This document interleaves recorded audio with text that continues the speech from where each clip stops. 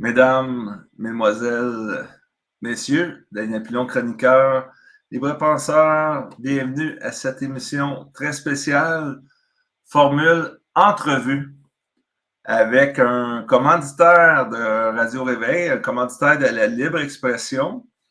Et celui-ci est un auteur et il répond au nom de Dominique Philibert.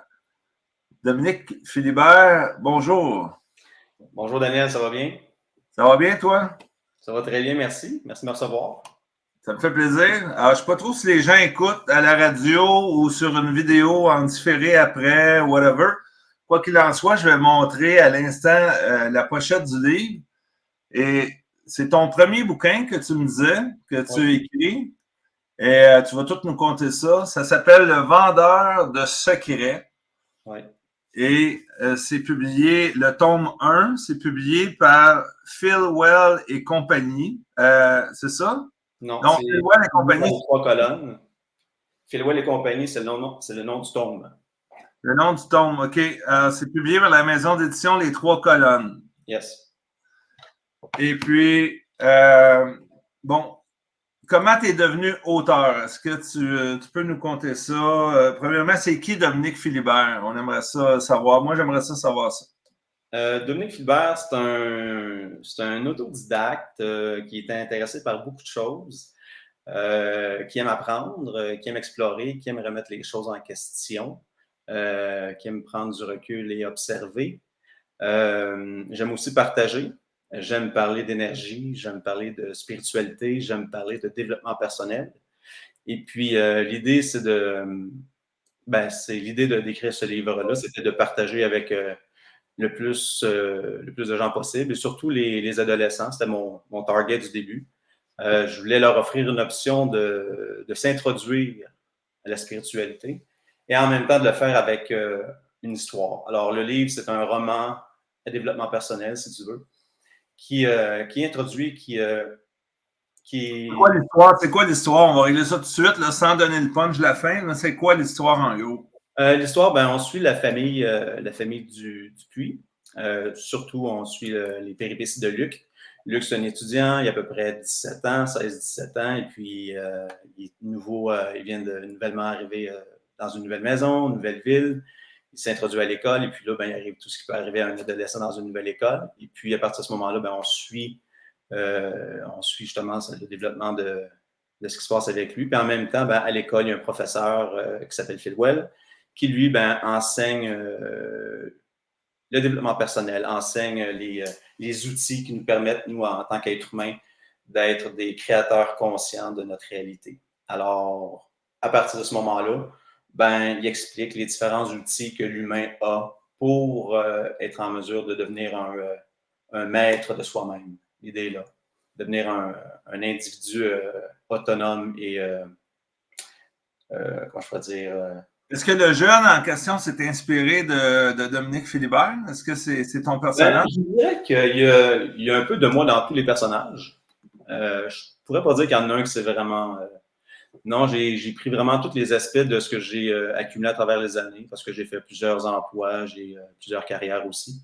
Ce qui fait en sorte qu'à travers mes études, comme je te disais, j'ai étudié en électricité, j'ai étudié l'éclairage, j'ai étudié l'énergie humaine. Donc, à travers les années, j'ai fait une corrélation entre ces 3 types d'énergie-là qui sont régis par les mêmes lois, grosso modo. Alors, je me disais, mon Dieu, c'est fantastique. L'univers opère sous les mêmes fonctions à travers différentes formes d'énergie. Donc, autant l'énergie lumineuse que l'énergie humaine que l'énergie électrique. Alors, je parle de tout ça, puis en même temps, j'approfondis, puis j'ouvre les pistes, mais en même temps, il faut que ça soit quand même assez accessible. Donc, c'est de là l'histoire, ça fait en sorte que ce que le personnage apprend d'un côté, on le voit l'appliquer dans sa vie, puis on voit que les situations nécessitent certaines réflexions sur lesquelles pourrait se rapprocher par rapport aux enseignements qu'il y a eu avec le professeur et ainsi de suite. Et puis là-dedans, il arrive des choses, puis j'essaie de rendre ça... La toile de fond, c'est qu'il y a une complicité avec son professeur, c'est ça? Il y a une complicité avec son professeur, oui. Mais en même temps, c'est vraiment son cheminement psychologique que je suis aussi. Tu sais, lui, on l'entend réfléchir, on rentre vraiment dans ses propres questionnements d'adolescent de 17 ans. OK, qu'est-ce que lui vit, puis comment il peut outrepasser ses problématiques à travers justement l'enseignement qu'il reçoit d'un côté versus ce qu'il vit de l'autre. Est-ce qu'on peut devenir spirituel à 18-20 ans? Ben, moi, je pense qu'on est spirituel dès qu'on s'intéresse à soi-même. À partir du moment que tu as un intérêt à découvrir qui tu es, tu rentres dans des questions qui sont très personnelles. Puis, dans mon livre à moi, le développement personnel, c'est de la spiritualité. Spiritualité, c'est déjà le mot spirituel, je mets en guillemets parce que ça peut être très péjoratif là, comme terme. Mais je pense qu'à partir du moment que tu essaies de te comprendre, tu essaies de comprendre l'univers dans lequel on vit, on habite, inévitablement, tu tombes dans le monde de l'énergie, tu tombes dans le monde subtil qui fait en sorte que les réponses viennent à toi éventuellement. Qu'est-ce que tu as compris, toi, du monde dans lequel on vit, Dominique Philibert? Là? J'ai envie de t'entendre là-dessus. Tu répètes ta question? Là? Par où on commence? Je ne sais pas. Parce que, j'ai plein de choses sur le monde dans lequel on vit. Vision, parce que beaucoup ont la vision que, OK, tu viens au monde, tu fais 4 ans avec ta mère, tu vas à la maternelle, à la garderie, tu vas à l'école, à la garderie, et puis au primaire, après ça, secondaire. Ensuite, bon, il y en a qui décrochent après au cégep. On se trouve une job, ou à l'université, on se trouve une job, on rentre dans le moule, c'est 9 à 5. On est un peu esclave ou un peu beaucoup pas mal, dépendamment à qui on parle, esclave d'un système sans le savoir pour plusieurs personnes. Et puis, on arrive à la retraite, on espère avoir du bon temps, voyager un peu, puis on finit par crever, puis on n'a rien vu passer. Il y a beaucoup de gens, il y a beaucoup plus de gens maintenant qui voient la vie d'un autre œil. Et c'est ce regard-là que je veux entendre de toi. Là. Je suis certain que tu as des choses à nous dire. Ben, je te dirais que le plus important, c'est de trouver sa vérité personnelle, parce qu'on s'entend qu'il y a tellement d'informations de nos jours que c'est facile de s'y perdre. Alors, je parle de programmation neurolinguistique, de se programmer. Souvent, je t'entendais parler dans tes émissions, tu lis un livre en particulier, qui parle beaucoup du processus créatif de l'humain. Et puis, ce processus créatif-là, bon, il fait partie, c'est sûr que ça part de nos croyances, mais à la base, c'est une question d'être, une question de faire et éventuellement avoir ce qu'on veut être et non avoir des choses pour faire quelque chose et éventuellement être quelqu'un. Alors, c'est vraiment focusé sur l'être et à partir de ce moment-là, ben, c'est sûr que là, on essaie de mettre de l'ordre dans nos pensées, on essaie de mettre de l'ordre dans nos accomplissements, mais aussi, surtout, c'est de ressentir vraiment nos visions, de ressentir notre réussite avant qu'elle arrive. Tu sais, on parle souvent il faut que nos pensées soient claires, mais au-delà de la pensée, il y a le sentiment, le ressenti qui est très important, qui lui vient, dans mon livre à moi, vient transcender l'imagination, la vision dans la réalité. Alors, c'est de trouver sa propre vérité, puis en même temps, c'est d'être capable de se bâtir une personnalité assez forte pour être en mesure de prendre position. Parce que je crois que dans les dernières années, c'est ce qu'on a vu, c'est l'incapacité des gens à prendre une position envers et contre tous. Parce que le challenge de l'existence dans mon livre à moi, c'est de demeurer ce que l'on est quand on est entouré de ce qu'on n'est pas. Et puis souvent, ben, on se fait influencer, on subit de la pression, ainsi de suite.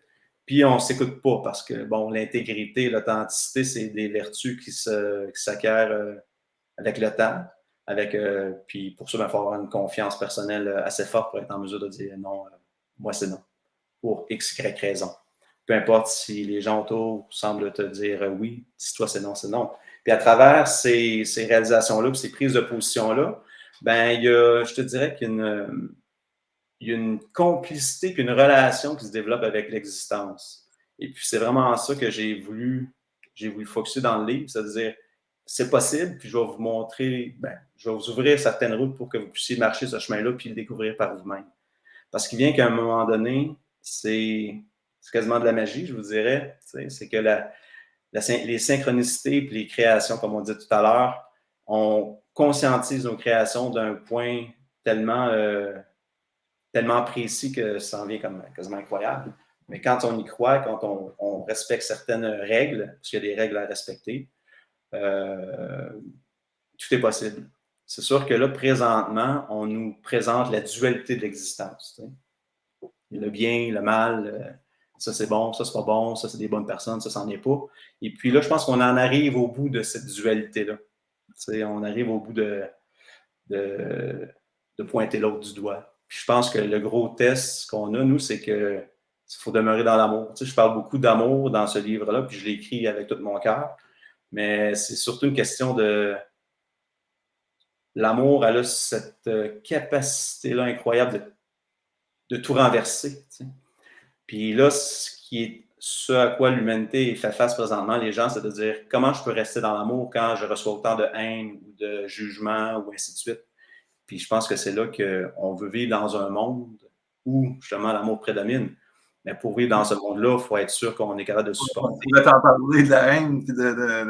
Mais effectivement, là, quand tu envoies de l'amour aux gens, parce que celui qui est avec un H, c'est lui qui a mal. On s'entend là-dessus.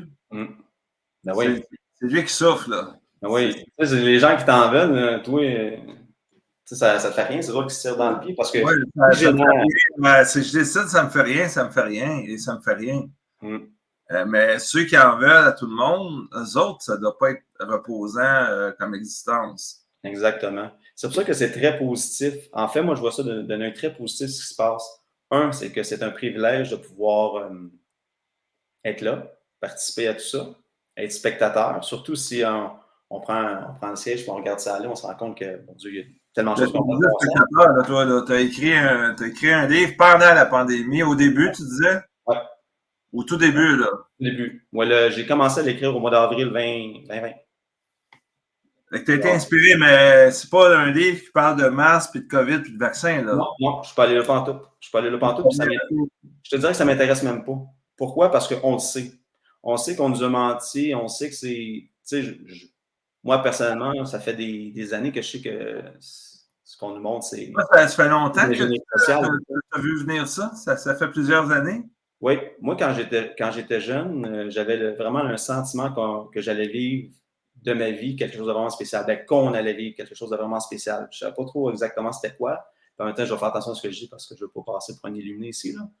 Mais l'idée, c'est que j'avais ce sentiment-là très fort toute ma jeunesse. Puis je me disais, bon, pourquoi? Quand 9/11 est arrivé, je me disais, ah non, c'est pas ça, c'est pas encore assez gros. C'est vraiment quelque chose de total, de planétaire, puis de universel. Puis quand en 2012, ils ont sorti la H1N1, je me disais, ah, c'est 2009. Ouais. Là, finalement, ça n'a pas marché pour toutes les raisons qu'on peut connaître. Fait que genre, OK, non, c'est pas. Moi, je pensais que c'est en 2012 que ça se passait la grosse chose. Ouais. Ouais. C'était juste une pratique.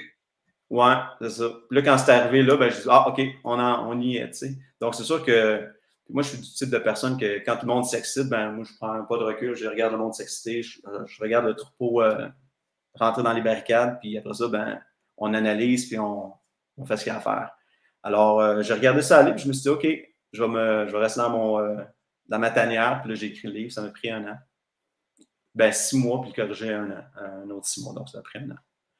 Et puis à partir de ce moment-là, ben, on parle de synchronicité, de tout ça. Là. Je pourrais t'en parler longtemps de tout ça. Mais c'est qu'à travers ce processus-là, tu sais, je te parlais de relation avec la vie tout à l'heure, mais quand j'ai écrit ce livre-là, c'est vraiment ce que j'expérimentais. Il y a beaucoup de ces livres-là qui, tu sais, je savais pas où je m'en allais, puis à un moment donné, ben, ça écrivait tout seul, puis là, j'avais comme les insides, et puis je me dis, mon Dieu, c'est fantastique. Tellement qu'à un moment donné, c'était tellement présent et puissant que j'avais l'impression qu'on me prenait dans mes bras. Tu sais, quelqu'un me prenait dans ses bras, puis j'étais tout seul dans ma pièce. Là, tu sais. Ouais, parle-moi un jour de la synchronicité. Je suis curieux. Qu'est-ce que tu as compris de ça? De la synchronicité? Oui, que les gens comprennent de quoi on parle. Ben, la synchronicité, c'est que quand tout se met en place de façon harmonieuse et que tu pourrais même pas même y penser, je pense pas qu'on pourrait arranger ça de cette façon-là. Puis pour moi, je vois la vie avec ma relation avec la vie comme un partenariat. Donc, je fais ce que j'ai à faire. Comme je te dis, je pense les bonnes affaires, je les ressens, ma vision est bonne. Je répète mes trucs. Puis à un moment donné, ben, pour ce qui est du comment et quand, ça, je laisse vraiment ça dans les mains de l'univers de la vie. Puis je fais confiance. Dans le fond, c'est une question de foi. Tu sais, on dit, c'est quoi la foi? La foi déplace des montagnes, mais la foi, c'est de savoir que si je fais ma part, le reste va se faire aussi. Donc, c'est sûr que être chez nous puis réciter des mantras puis rien faire, ben, à un moment donné, tu risques de répéter longtemps. Mais à partir du moment que tu répètes ces choses-là puis que tu fais ce qu'il y a à faire puis tu ressens l'énergie en conséquence, ben, l'autre côté de la vie, ben, vient mettre sur ton chemin tout ce qui se doit d'être pour accomplir tes visions et tes pensées. Tu disais, tu vas faire attention à ce que tu dis pour ne pas passer pour un illuminé. Est-ce que c'est Dominique Philibert qui parle ou bien c'est l'auteur d'un livre qui veut faire attention pour pas. C'est peut-être un peu touché comme question, là, mais on en parlait un petit peu avant l'entrevue.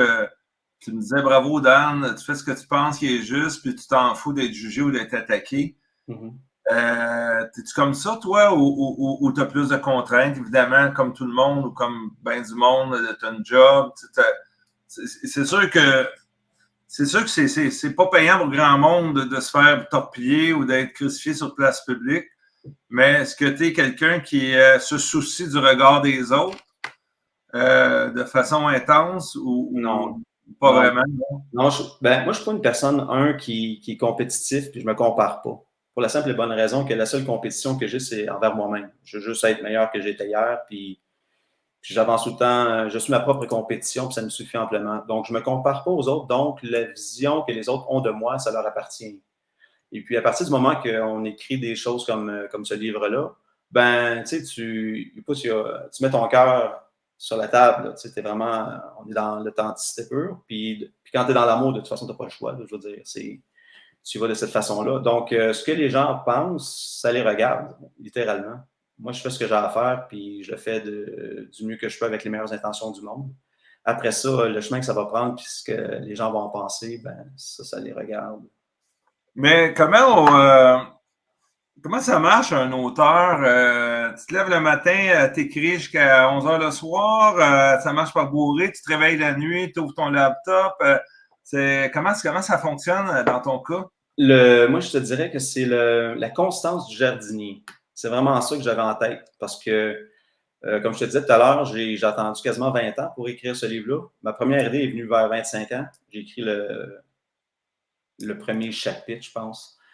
Puis c'était une idée que je mettais sur papier comme ça, mais comme je te disais, il y avait une chose que je n'étais pas sûr d'avoir, c'était la discipline pour écrire. Puis je me disais, dans ma vie, j'ai à travailler la discipline. Donc, c'est pour ça que je voyais ça loin, mais à un moment donné, quand l'opportunité est là, quand le temps est là, ben, c'est d'y aller. Et puis moi, je me disais, écris un chapitre par jour. Un chapitre, je veux dire, un paragraphe par jour, que ce soit 3 lignes, 10 lignes, 1 page, 2 pages, peu importe. Il faut que tu t'assoies, puis que tu prennes le temps. En fait, le plus dur, c'était de s'asseoir, pour être bien honnête. Parce qu'un coup assis, là, il y a de quoi de magique qui se passe. Si tu es disponible, parce que l'idée aussi, c'est que lorsque tu veux créer, puis lorsque tu veux être en interaction avec l'existence, comme on dit, ben, il faut que ton intérieur soit calme, comme un lac. Souvent, j'en parle dans le livre d'ailleurs, je dis, si vous avez constamment le brouhaha entre les deux oreilles, puis que votre intérieur est comme un océan déchaîné, la vie aurait beau vous lancer un menhir dans la plus grosse roche possible dans l'océan, que tu ne sentiras rien, tu ne le sauras pas, puis ça va passer dans le vide. Tandis que si ton intérieur est calme comme un miroir, ben, la vie va laisser tomber une aiguille, puis tu vas sentir les vagues, tu vas sentir qu'il y a quelque chose qui se passe. Alors, l'idée était, premièrement, de se recentrer, de se grounder, de créer le calme, puis après ça, d'attendre l'inspiration. Puis à partir de ce moment-là, un coup s'embarque, ben, de ne pas juger les pensées qui viennent, parce qu'on a tendance à juger, on est fort là-dessus. Hein? Alors, l'idée était vraiment de ne pas juger ce qui rentrait comme information, puis de le mettre sur papier avec une structure. Moi, ce que j'ai fait, dans le fond, je me levais, puis là, j'avais ma structure, je savais que j'allais écrire tant de chapitres, et ainsi de suite. Là, ce qui fait en sorte que... ton histoire était déjà toute prête dans ta tête ou elle a avancé en cours de route? Non, elle a avancé, puis je te dirais là, que je pense que c'est au tiers du livre, là, j'ai vraiment réalisé que j'allais le finir. Mais avant ça, je n'étais pas sûr, j'avais peur de moi-même. Je me disais, mon Dieu, je vais dire, je vais-tu me tanner? Est-ce que je vais passer à autre chose? Est-ce que c'est ce que ça? Puis finalement, à un moment donné, j'ai eu la conviction que j'allais terminer ce livre-là, puis qu'il allait vivre la vie qu'il doit vivre. Je vais juste lire l'endo, ça va prendre 1 minute que les gens sachent l'essentiel du contenu. Ouais. Les Dupuis, une famille comme les autres, nouvellement installée, fait face à un drame qui les confronte à une nouvelle réalité. Comment réagiront-ils à ces imprévus? Comment seront-ils affectés par tous les changements drastiques? Maintenant, à leur nouvelle école, Luc et Daniel vivront des expériences qui les sortiront de leur confort et leur ouvriront les portes d'un nouveau monde.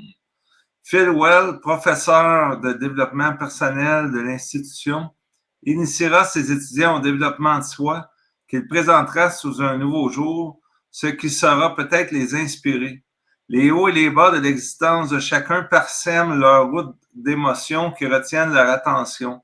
La reconnaissance du soi et son acceptation sont les pierres d'assises de notre personnalité en plein développement. Comment s'y retrouver? Est-ce que nos amis sauront prendre conscience de leur cheminement? L'information partagée par Phil Well sous forme d'outils universels et appuyée par les expériences de la réalité de chacun y trouvera sous toute sa pertinence. Jusqu'où devront-ils aller pour comprendre? C'est au travers de leur péripéties que nous serons les témoins privilégiés de leur évolution.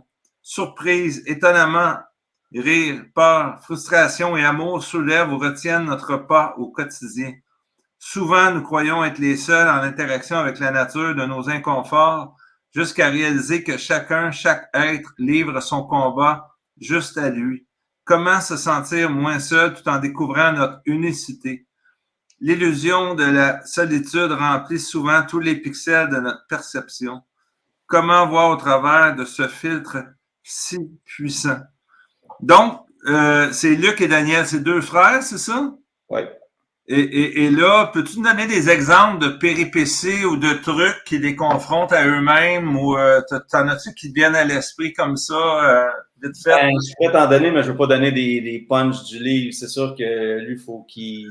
Donne-nous des teasers, là. Le monde s'écroule, disons. Le monde s'écroule. On vit un drame. Et puis ce drame-là, on a le goût de se pitcher par la fenêtre. Hein? On a le goût de... Dans leur univers, là, tu parles. Pardon? Dans leur monde à eux, là. Oui, exactement. Mettons, si on prend Luc, en l'occurrence, là, il arrive de quoi dans la famille qui fait en sorte qu'ils sont confrontés à cet événement-là. Puis Luc, justement, étant donné qu'il est un adolescent, qui a encore beaucoup de questions à répondre, puis qu'il sent beaucoup d'émotions en lui qui se rapprochent beaucoup de la frustration, de la haine, de la peine, de la colère, et ainsi de suite. À un moment donné, c'est de voir avec lui comment on peut défaire tout ça pour qu'il puisse trouver la paix là-dedans. Puis c'est pas évident parce qu'à un moment donné, quand tu ne vis que de la frustration, toutes les émotions se ressemblent à un certain point. Donc, lui, c'est à travers ça qu'il va, puis à travers les enseignements, puis les gens qu'il va rencontrer à l'école et ce qu'il va décider de faire pour s'aider à s'en sortir. Est-ce que c'est la bonne décision? Est-ce que ce n'est pas? Est-ce que c'est le bon chemin à prendre? C'est ça qu'on va voir dans le livre. Est-ce que, je me doute de la réponse, je vais la poser pareil, la question. Est-ce que tu crois à la loi de l'attraction? Ah oui, moi je crois qu'on est des êtres d'énergie, on est des émetteurs et des récepteurs. Donc, à partir du moment qu'on émet puis qu'on reçoit de l'énergie qui passe à travers notre filtre, à partir de ce moment-là, on attire ou pas ce qu'on génère. Fait que oui, l'attraction à ce niveau-là est là. C'est pour ça que l'émotion, c'est un de nos outils les plus importants. C'est pour ça qu'on essaie d'aller tout le temps chercher nos émotions par la passion, par les émotions fortes, par des situations qui nous font réagir. Parce que si notre émotion est constamment dans la peur, le stress, l'angoisse, ainsi de suite, notre réalité, on va créer cette réalité-là. Tandis que si on se maintient au niveau de l'amour, de la joie, des compassions, c'est toutes des énergies qui vibrent plus hautes, on va attirer des choses qui s'y conforment. Puis ça, c'est énergétiquement parlant. On est en mesure de gérer des émotions. On a accès à un bassin d'énergie. Alors, comment on va gérer ça à travers notre filtre, à travers notre résistance? Parce que moi, je fais beaucoup de parallèles avec l'électricité et puis la lumière. Parce qu'on est de la lumière décomposée et puis on est juste sous forme vibratoire plus basse, tout simplement. Alors, à travers ces énergies-là qu'on génère puis qu'on conscientise à travers nos pensées et nos émotions, on est en mesure de créer, d'attirer ce qu'on désire. Et on attire ce qu'on craint aussi. Moi, en tout cas, ce que j'ai compris. On attire ce qu'on génère, ce qu'on nourrit. Ce qu'on nourrit, on va le recevoir. La vie va nous l'envoyer. Exact. C'est vraiment ce qu'on nourrit à tous les jours. Puis être conscient de ses pensées, c'est un topic que je parle dans ce livre-là. c'est que on a des milliers de pensées, des centaines de pensées par jour, qui fait que c'est dur de stopper la roue, de dire hey, pense pas à ça, pense à ci. Mais l'idée, je pense, c'est de ne pas rester trop longtemps sur les mauvaises émotions, sur les mauvaises pensées, puis de tout de suite se recorriger pour aller vers quelque chose de plus positif, puis de plus avantageux pour soi, là, puis pour les autres aussi, d'ailleurs. J'imagine que tu es un gars qui est intuitif ou tu dois croire profondément à l'intuition. Oui, j'en parle d'ailleurs dans le livre. C'est un des outils. Développer son intuition. Comment on fait pour développer son intuition? Est-ce que tout le monde l'a égal? Est-ce qu'il y en a qui l'ont à plein, d'autres ne sont pas chanceux, ne l'ont pas du tout, ou ça nous habite tous? Ben, regarde, moi, je vais te répondre par une autre situation. Oui, on l'a tous. C'est comme, souvent on entend parler, hey, on est des dieux. Tu sais, on entend souvent ça, on est des dieux, on a les propriétés divines en nous. Tu sais. C'est juste qu'à un moment donné, on a toute la graine du séquoia en nous, mais il faut l'arroser. Si on ne l'arrose pas, elle va rester là dormante, puis elle va mourir de sa belle mort sèche. Mais si on l'entretient, si on la nourrit, ben oui, inévitablement, on en vient qu'à être en mesure de pouvoir vraiment contrôler notre destin, notre réalité. Avant que j'oublie, le vendeur de secrets, tome 1, Philwell et compagnie, les gens qui veulent se le procurer, qu'est-ce qu'ils font, Dominique? Ils vont sur mon site internet, levendeurdesecrets.com, vendeur avec le vendeur de secrets avec un S.com. Je vais l'écrire pour ceux qui regardent la vidéo. Vendeur avec un S, tout ensemble. Non, le vendeur de secrets avec un S. C'est secret avec un S. Vendeur et un S, ou il n'y en a pas, lui, non? Le vendeur, pas de S. Le vendeur de secrets avec un S.com. Donc, tout ensemble, pas de tiret. Oui. Donc là, vous avez le choix de l'acheter soit en euros chez FNAC ou en canadien chez Renaud-Bré ou tout simplement en... Ça ressemble à ça? Yes, exact, oui. Donc, je répète pour les gens à la radio, c'est tout ensemble, pas de tiret, pas de majuscule, en minuscule tout le long, le vendeur de secrets avec un S.com. Et à partir de là, tu dis que les gens ont deux options qui sont... Trois, il y en a trois. Ils peuvent l'acheter en euros, en canadien, puis ils peuvent avoir le livre numérique aussi. OK. Et le délai de livraison pour ceux qui veulent le livre physique, c'est-tu... c'est peut-être si c'est 3 à 5 jours, comme dit par Renaud-Bré. Sinon, okay. Si on va à la FNAC, là, c'est en euros. Alors, rendu là, c'est, j'imagine, une couple de semaines. Alors, le site web, mesdames et messieurs, c'est levendeur-de-secrets avec un S.com pour vous procurer le vendeur de secrets écrit par Dominique Philibert, Philibert, tome 1, Philwell et communication. Écoute, Philwell et compagnie. J'ai dit communication, excuse, c'est mon deuxième lapsus aujourd'hui. Philwell et compagnie. Parce qu'il y a de la compagnie, Philwell n'est pas tout seul là-dedans pour aider. Oui, Philwell est ceux qui croisent son chemin. Philwell et tous les autres personnages. Ouais. Bon, écoute, donc Dominique est édité par, c'est publié, les 3 colonnes, c'est ça? Ouais, exact. Dominique, écoute, c'est ton premier livre. T'avais-tu déjà écrit, toi, juste pour le plaisir? Oui, depuis que je suis jeune, j'écris quand même. Et puis, j'écris plein de trucs, là, des mémoires, des situations, des scènes, et ainsi de suite. Et puis, c'est la première fois que je prends un projet de cette ampleur-là, puis que je le rends à bon escient, là, que je rends à bon point, à bon port. Et là, actuellement, au moment où on se parle en 2023, est-ce que tu constates que des gens qui se sont éveillés depuis presque 3 ans, ou ça va pas assez vite à ton goût, ou bien c'est phénoménal, ou on voit le monde se changer, ou tu es découragé, comment tu à brûle pour point comme ça, là? Non, en fait, moi, je suis très encouragé parce que, inévitablement, tu sais, c'est un gars de finance, tu sais, l'offre et la demande, là, tu sais, il y a un point de jonction sur lequel on va arriver à un moment donné. C'est comme Ouais. une switch qu'on arrive au le point de friction, puis là, qu'on tombe de l'autre côté. Je pense que ça va arriver comme ça.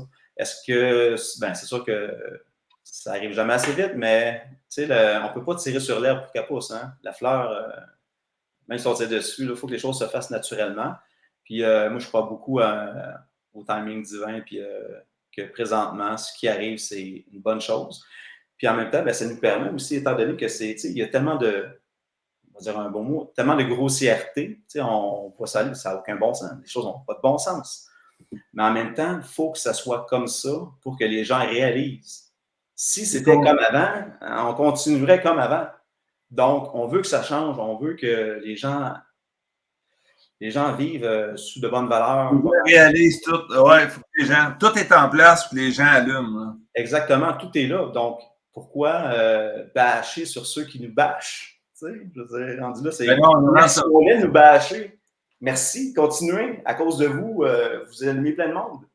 Puis, les politiciens nous rendent service, les journalistes nous rendent service, avec leur job sale, sont allés tellement loin que finalement, ça rencontre notre intérêt. Ben oui. Puis en même temps, eux autres, moi, j'ai beaucoup d'empathie pour ces gens-là parce que vivre avec la haine au cœur comme ça à tous les jours, parce que même si on prétend jusqu'à un certain point, mais après un certain temps, la prétention devient une réalité, devient ancrée en nous. Puis eux autres, ces gens-là, ils vont vous dire, même s'ils croient ou pas, qu'ils croient ou qu'ils ne croient pas, c'est pas important. L'idée, c'est qu'ils nourrissent ces pensées-là et ces émotions-là jour après jour, à vouloir défendre des points, à vouloir attaquer des gens, à vouloir justifier certaines choses, à vouloir mentir pour cacher autre chose, et ainsi de suite. Donc, moi, j'ai des ressentis pour ces gens. Ça doit être pesant. Ça doit être lourd à traîner, ça. Comment? Ça doit être lourd à traîner. Énormément. Oui, tout à fait. Donc, tu sais, c'est ça, les gens qui nous lancent toutes leurs choses pas nécessairement positives, ben, nous, il faut juste être en mesure de contrebalancer avec autant d'amour que les autres nous envoient de la haine ou du jugement. Puis, tu sais, se juger, c'est se tirer dans le pied. À un moment donné, il faut être en mesure d'aller voir au-delà de ça. Puis je pense que l'humanité est prête à ça. Pas tous, mais il y a une sélection naturelle qui s'opère présentement qui fait en sorte que les choses se passent comme elles se doivent. 40 secondes pour présenter l'auteur. Dominique Philibert vous présente aujourd'hui son premier livre. Cela aura pris 35 ans de découverte et de cheminement conscient pour en arriver à écrire un tel livre. Son parcours éclectique, lui, a été d'une grande utilité. Dès son jeune âge, 5 ans pour être plus précis, il fut interpellé par le monde de la spiritualité et par sa vastitude. Le chemin menant à l'ouverture de notre conscience étant ce qu'il est, c'est après plusieurs tentatives, voyages, études, formations, différents emplois et changements de carrière que l'auteur est arrivé à trouver le moyen de communiquer adéquatement les idées et émotions qui l'ont habité depuis tout ce temps. Ce livre en est le fruit. C'est intéressant, Dominique Philibert. Moi, j'ai l'impression de me retrouver en toi. Puis, je vais m'embarquer là-dessus. J'ai eu la chance de recevoir le très beau livre, très belle couverture, chapeau. C'est vraiment... moi, j'aime ça, des livres avec des belles couvertures, un beau bleu avec des teintes plus pâles. C'est attirant. On dirait que c'est comme un aimant. Ben merci. Ben, je voulais laisser, en fait, l'idée, c'est que je voulais que ça soit, je veux pas qu'il y ait trop de mouvement sur la pochette parce que c'est un livre que je considère qu'on y revient. On le prend par bouchée parce qu'il y a beaucoup de matière, mais en même temps, c'est un livre qu'on y revient et qu'on relit. Parce qu'il y a beaucoup de... Est-ce que les bons gagnent à la fin ou c'est les méchants? Ça devrait être les bons. Au lecteur, je vais juste vous dire qu'il y en a trois en tout. Il y en a 2 autres dans ma tête qui n'attendent qu'à voir le jour, mais pour l'instant, celui-ci va introduire et nous amène dans le deuxième. Donc, il y a une continuité dans tout ça. J'ai écrit ce livre-là comme un film. Moi, on parlait de visualisation tout à l'heure. Ce livre-là va faire un film. Quand, je ne sais pas, mais il va en faire un parce qu'il est écrit de cette façon-là. Tout le long que je l'ai écrit, j'ai fait le montage dans ma tête en l'écrivant. Donc, c'est assez fluide comme histoire. Puis, éventuellement, moi, je le vois vraiment sur un jour va être un film. Mais pour l'instant, on va le vendre pour que les gens puissent le lire. Je te souhaite de faire un malheur avec ça. Ben, je te remercie beaucoup. Pourquoi pas? Plusieurs milliers de volumes. Là, je te souhaite de faire un malheur avec ça. Le vendeur de secrets.com, mesdames, messieurs, c'est là qu'il faut aller pour se le procurer en version numérique ou en version traditionnelle. Et vous avez le choix de payer en euros. Donc, j'imagine la clientèle européenne est bienvenue aussi. Oui, oui. Puis là, j'en ai fait venir aussi, donc éventuellement, on en reparlera, mais on pourra peut-être en faire tirer sur les ongles. Alors, merci Dominique Philibert de supporter la libre expression aussi. C'est bidirectionnel, ces processus-là d'échange. Et c'est très apprécié. Là. On ressent beaucoup d'authenticité et je suis convaincu que tu as une plume de qualité. Et puis, moi, personnellement, je vais le découvrir. J'ai juste vu l'endo, ça me donne le goût de plonger là-dedans dès ce soir. Alors, merci encore. Une dernière chose à rajouter peut-être pendant que tu es là? Ben, moi, je dirais aux gens de vivre le plus dans l'amour, de prendre soin de la façon dont leur cœur bat. Parce que le cœur, c'est vraiment le générateur de notre réalité. Alors, oui, la tête, les idées, c'est bon, mais faites attention à votre cœur. Portez-y attention, un soin jaloux. Et puis, à partir de ce moment-là, ben, si vous êtes dans l'amour, les bonnes choses vont arriver. Même si après ma barre, l'illusion semble être autre. Éventuellement, les choses vont tourner en votre faveur. Donc, faites attention à votre cœur, je vous dirais. Puis respirez de l'air et de l'oxygène. Des paroles d'une grande sagesse. Ouais. Merci, Dominique Philibert. Mesdames, Messieurs, j'espère que vous avez apprécié. Et si vous êtes sur les médias sociaux actuellement, ben, likez et partagez ça en grand nombre. Et partagez le lien, envoyez ça sur Messenger par courriel à vos proches. L'entrevue. Et puis, bref, passez le mot. Et puis, Dominique Philibert gagne à être connu. Alors, merci encore, Dominique. Et plus grand des succès à toi dans ton aventure. Merci, Daniel, pareillement. Merci pour tout ce que tu fais. Très apprécié. Daniel Pilon, chroniqueur, libre penseur.